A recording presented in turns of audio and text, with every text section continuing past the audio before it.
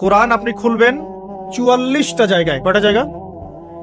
৫৩২টা আয়াত আছে। সুবহানাল্লাহ। ৪৪টা জায়গার ৫৩২টা আয়াতে আল্লাহ রাব্বুল আলামিন মুসা ফিরাউন মুসা ফিরাউন মুসা ফিরাউন আমাদেরকে বলেছে। কোরআন কাদের জন্য? আচ্ছা, আমাদেরকে এই ঘটনাটা বারবার বলার কি কারণ? আল্লাহ পাক কেন এতবার করে মুসা আলাইহিস সালাম আর ফিরাউনের ঘটনা আমাদেরকে বলছেন? কারণ কি? আমাদের উম্মার সাথে তার কি সম্পর্ক? সম্পর্ক হচ্ছে নবী সাল্লাল্লাহু আলাইহি ওয়াসাল্লামের সোনালী যুগ যেটা, সেটা চলে যাওয়ার পরে এই ফিতনার যুগে সারা বিশ্ব জুড়ে নতুন নতুন ফেরাউনদের উদ্ভব হবে ইনশাআল্লাহ। হয়েছে কি হয় নাই?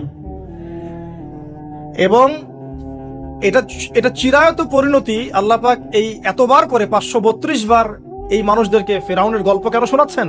যাতে ফেরাউনের পরিণতি সম্পর্কে এরা সচেতন হয়, যাতে ওরাও ফেরাউনের পরিণতি সম্পর্কে সচেতন হয়। কে ফেরাউন? তার নাম রেমেসিস টু। রেমেসিস তো ফেরাউন কোনো নাম নয়, এটা একটা রাষ্ট্রীয় পদ। ঠিক আছে? কি কারণে সে ফেরাউন হলো? কেন তাকে ফেরাউন বলা হচ্ছে? এক দেখুন, ইউযাববিহুনা আবনাআকুম ওয়া ইস্তাহইউনা নিসাআকুম। মুসা আলাইহিস সালামের কওমের বনু ইসরাঈলদের ছেলেদেরকে মেরে ফেলছে, মেয়েদেরকে জীবিত রাখছে।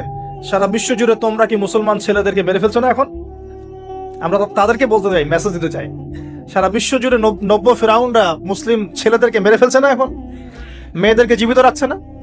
এদেরকে মেসেজ দেওয়া হচ্ছে ৫৩২ বার, এদেরকে মেসেজ দেওয়া হচ্ছে। কে ফেরাউন? যে বলছে আনা রব্বুকুমুল আ'লা, আমি তোমাদের মহান রব। সারা ওয়ার্ল্ড যারা চালাচ্ছে তারা এই দাবি প্রত্যক্ষভাবে না করলেও পরোক্ষভাবে ঠিকই করছে।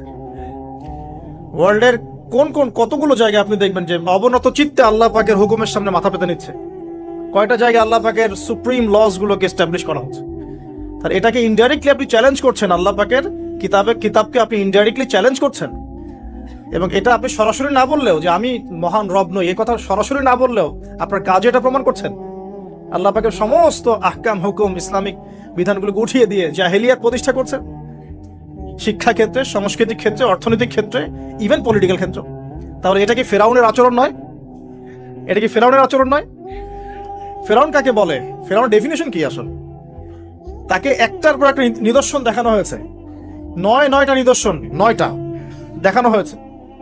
আপনি সূরা তাহা পড়ুন, কসাস পড়ুন, পাবেন 9টা নিদর্শন। এতগুলো নিদর্শন আয়াত দেখার পরেও ফেরাউন ঈমান নিয়ে আসে নাই। তো এখন সারা ওয়ার্ল্ডে যারা আছে, বড় বড় ফেরাউন, নমরুদ, আজার, এদের সামনে নিদর্শনের অভাব আছে? এরপরেও কি তারা ইসলাম কবুল করছে, আত্মসমর্পণ করছে? ইসলামের উপর এত আগ্রাসন, এত ম্যাসাকার্ড অবস্থার পরেও ইসলাম কি দিন দিন কমছে না, বাড়ছে? নিদর্শন মুসলিম